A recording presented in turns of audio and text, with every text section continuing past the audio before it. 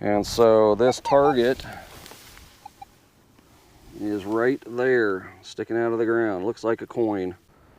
All right, hello everybody. I am out here at an old town site, and I've got the 4 simultaneous multi-frequency detectors that are considered the flagship models for each of the brands. I got the Garrett Ace Apex, I got the Minelab Manticore, I got the Nokta Legend, and I got the XP Deus 2. I've found what I think was an old, the site of the old hotel. So I've got some targets that I've marked around it. And then what we're gonna do is we're gonna set up the detectors so that we can hunt in this stuff. Lots of iron. You know, you don't want to be driven crazy, get audio fatigue, so I'm going to set them up so that they're relatively quiet but still will unmask, and we'll go over the targets on each one of them and show you how they compare. So let's get going on the setup on each one, and I'm going to run it over the ground, show you how it hunts in the iron, and then we'll go over the targets and see how they compare with each other. So I found these targets with the Deus 2 because I feel most comfortable with it. And I've got a program that pulls stuff out of the ground pretty good in my opinion, so let's get to it. Let's go over the Deus setup first. I've got a program that I call Ghost, and basically I've got the disc at 10. I'm running 5 tones, and I've got notches with a high tone for nickels, and then a high tone for what would be like tokens and Indian head pennies, and up as a high tone. I've got bottle caps at 2 because there are some bottle caps here. I've got the notch up to 9. I've got the silencer at 2.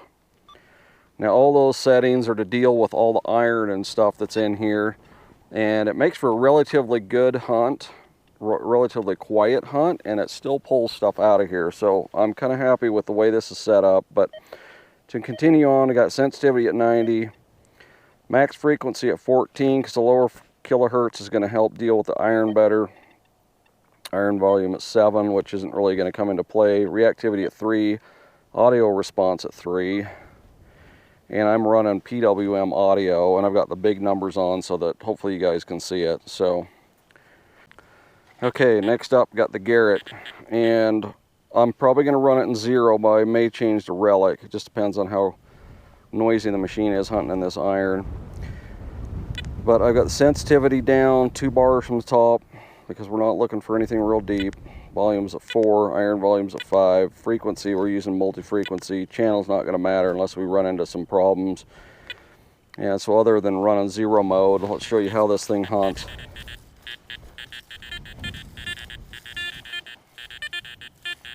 So there's quite a bit of iron. Now you could block all that out if you want. Go down to Relic, and we're basically notching out iron and everything. A lot quieter hunt. You can hear that it falses a little bit on the stuff. So okay, get my back to the wind here. On the Legend, I think I'm going to run Park. Might not be the right decision for some people, but I'm going to do that. And then for the multi, I'm going to run it on multi 2 because I think it'll handle the iron a little bit better. On our settings, I'm going to run recovery at 6. We may change that, but I'm pretty comfortable with that 6 is going to do the job. Alright, sorry, I need to go back to recovery. So on recovery, we're going to run the iron filter at 2, the stability at 2, and I'm going to put bottle caps. I'm going to put it at 2. And then other than that, I don't think it really mattered other than the sensitivity. And on the sensitivity, I think we're going to run that down quite a bit here, maybe to like 22. And let's go with that and see how that runs. So oh, and I've got the G disc mode. We may open that all the way. Well, let's see. I think that is opened up. Yeah, that was opened up. So we'll run G. We may open it up more, but here's how it hunts.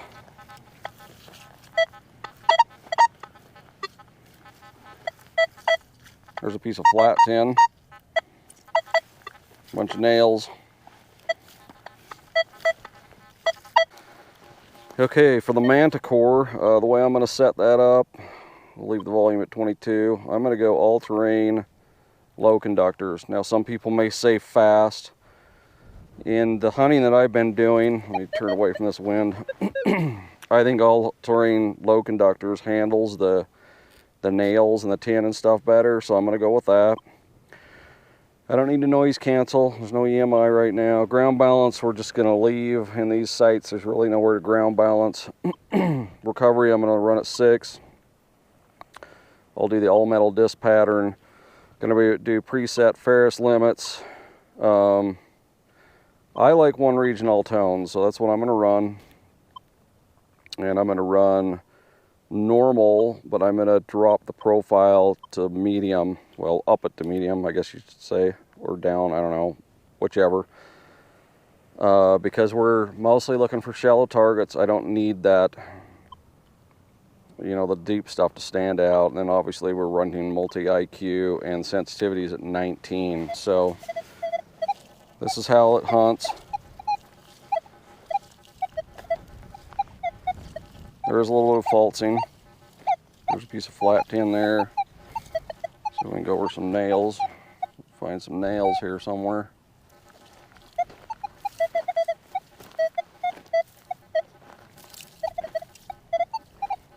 Little pieces of tin.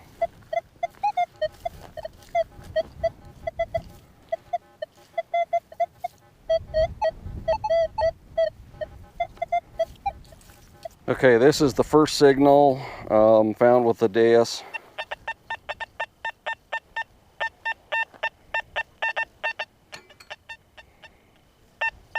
It's coming in anywhere from, and I can rotate around it and still get it, so thinking it's going to be worth digging.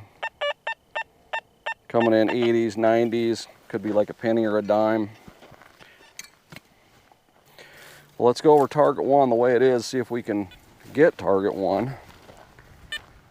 And if not, we may have to open it up. So here's target 1.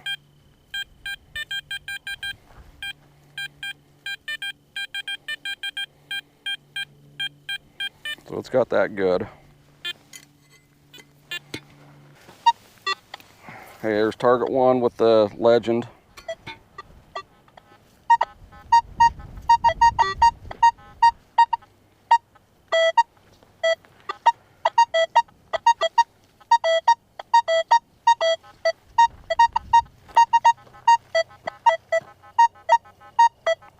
Can pretty much get it all the way around.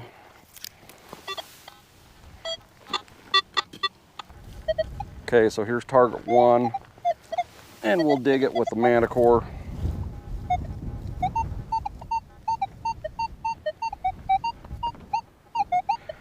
Now obviously target trace in this scenario is not going to be worth anything,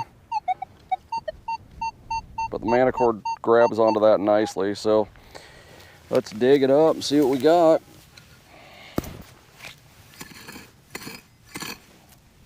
I don't think it's very deep.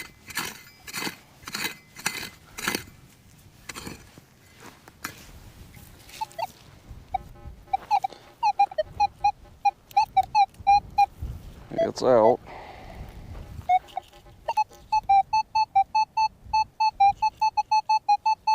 Right there someplace. Alright, that's what it is. That's kind of cool. It's a little spoon bowl. I don't know if there's anything on it, but it looks like it is probably pewter or something. That's pretty neat. Alright, so all the detectors picked that up. Not sure exactly how deep it was, but it was 3 inches or less, that's for sure. Okay, now here's target number 2. And when I got this signal, I looked down and I can actually see it. So it is coming in a little bit lower.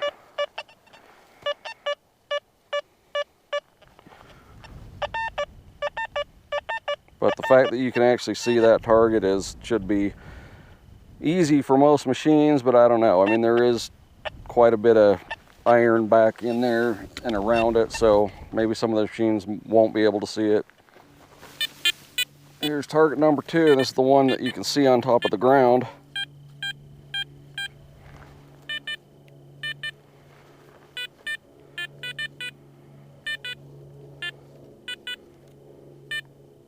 So it's kind of odd, the one direction.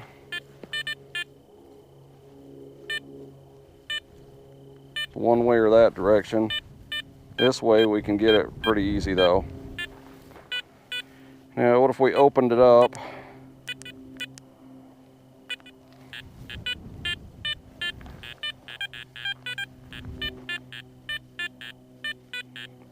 Still kind of the same thing with that one. I think I'd probably run in 0 mode on the Garrett Ace Apex, but it's up to you. I'll do the rest of them in the 0 mode.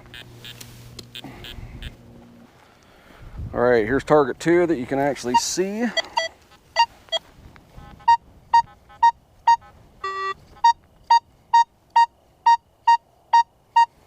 I'll turn this volume down a little bit.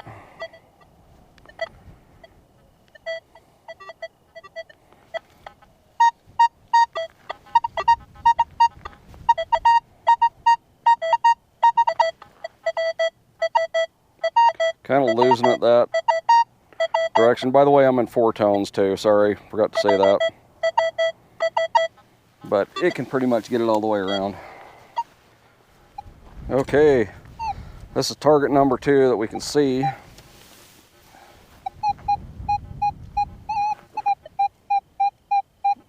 Manticore has no problem with that. And so this target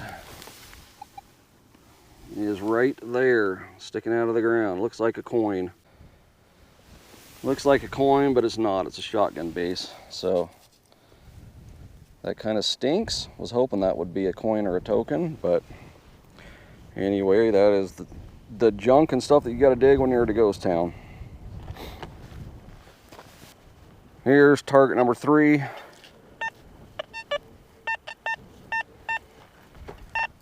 Now this is a little forced on the dais, so it could be either a really shallow, like Indian head penny, because it is kind of that range, or a token, or it could just be a hunk of brass.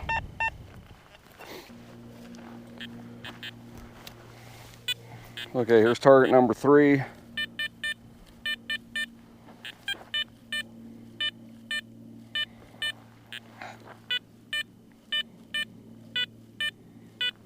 Let's grabbing onto that from all directions.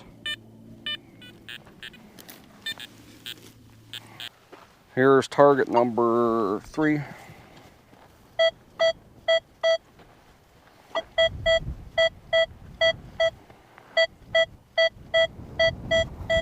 Pretty easy target there too. Okay, here's target number 4.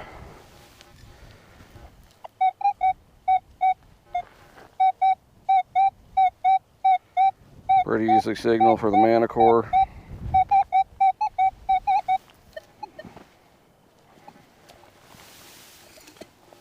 Let's dig that up. I think it's very deep.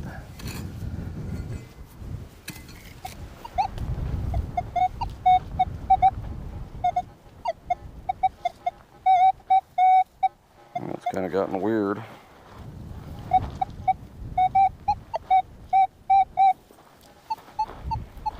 There's someplace.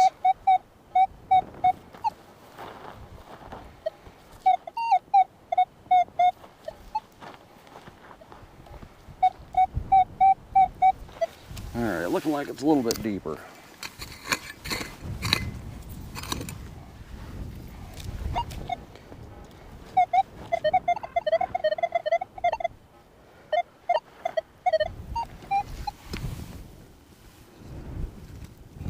So I think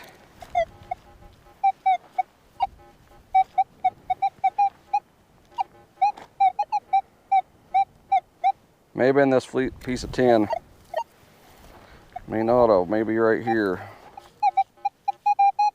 There it is.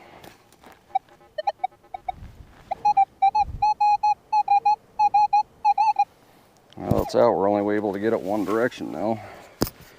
But there was definitely that piece of flat tin in there with it.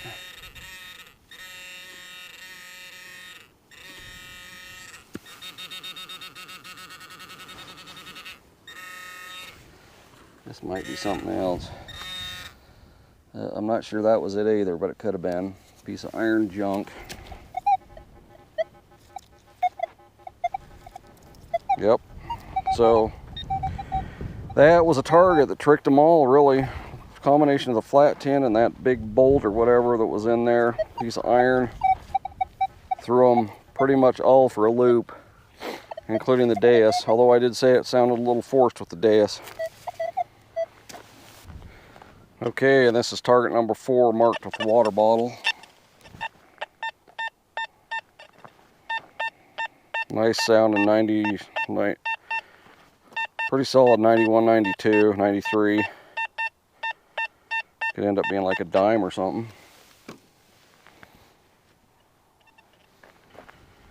All right, and here's target number 4.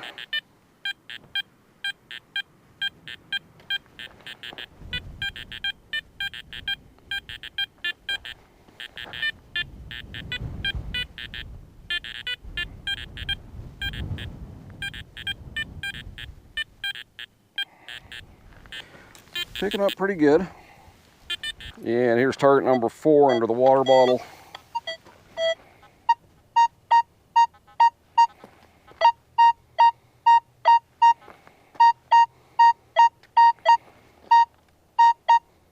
Nice, good high tone all the way around. Okay, then target number 4.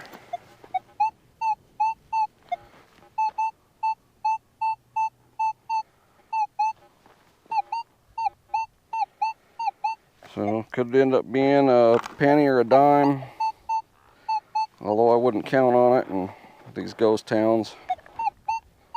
It's all sorts of things that just sound like that end up fooling you.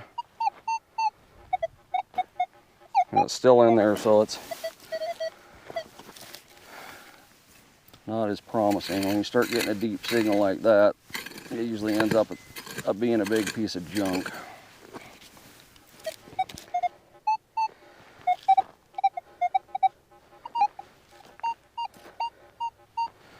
Yeah, and it's still in there, so I would assume this is just going to be a big old piece of crud, and that's probably it right there. So, yep, top of a salt or a pepper shaker. All right, you just never know. So, I've got some other targets from some other days that I was out here. None of them are real exciting, but may add those into the video, and then I'll do a wrap up. Okay, the next target we got marked here is with this rock.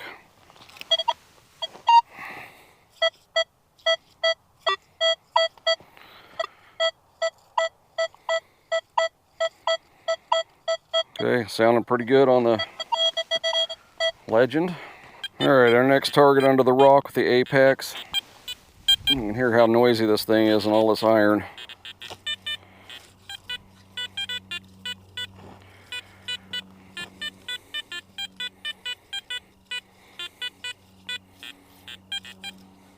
Having a tough time latching onto that, but get it just right, it'll do it.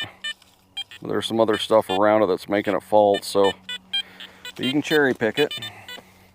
Okay, target that's under the rock, or by the rock.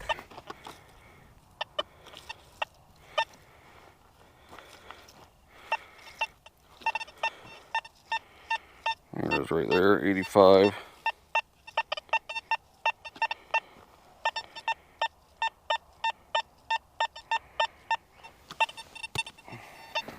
Okay, the next target by the rock.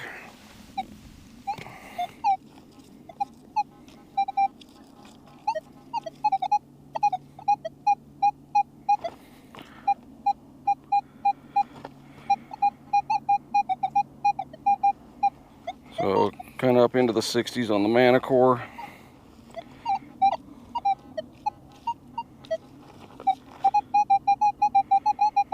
Right in there somewhere. Sounds kind of small. I have to recover this one with the pinpointer.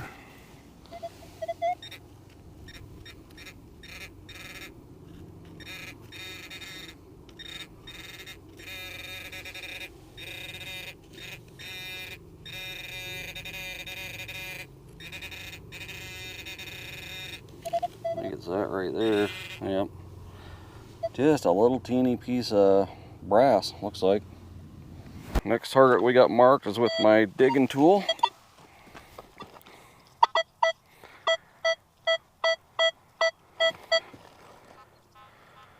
Okay, it disappears that direction with the Legend.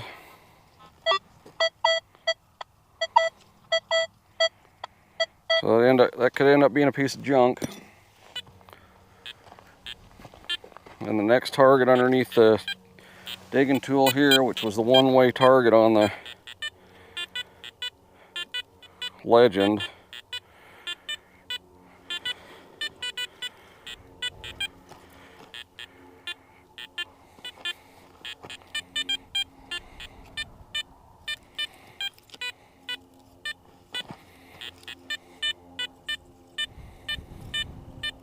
Legend is able to grab, or I mean the Apex is able to grab onto that, but it could be iron. And target that's under the digging tool, or around the digging tool. This was the one that was a one-wayer on the Legend, but Deus has no problem picking it up multiple directions. That might just be due to the disc pattern on the Legend, or maybe we'll have to lower the, maybe we'd have to lower the iron filter or something like that, but we'll just go with that. Okay, the target by the digging tool.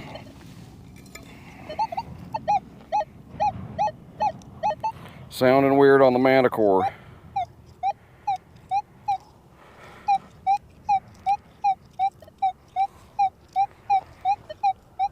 Although it can get it from multiple directions. From the sound of it, I don't think it's going to be good. The Legend and the Manticore don't really like this target. Looks like it's either right there on the edge, or it could be that clump there. Yeah, it's right there. It's another, oh no, that's not part of a shotgun, but that is something brass. Maybe the base of a light bulb that was been crushed or something.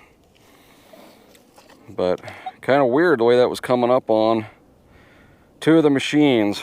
Let's check it real quick now that it's out, see if there's iron around or something.